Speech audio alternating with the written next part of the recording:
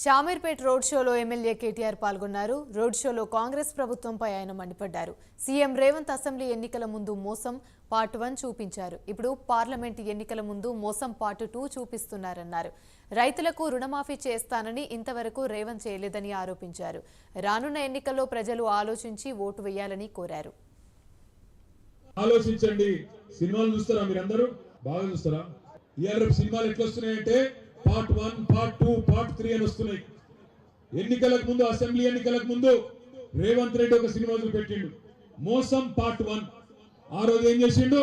రుణమాఫీ చేస్తా, 4000 ఇస్తా, 2500 ఇస్తా, తులం బంగారం ఇస్తా, స్కూటీలు కొనిస్తా, నువ్వు ఏది కావాడితే చేస్తా అని చెప్పి మోసం పార్ట్ 1 అనే సినిమా అప్పుడు చూపెట్టిండు అసెంబ్లీ ఎలక్షన్ ముందు.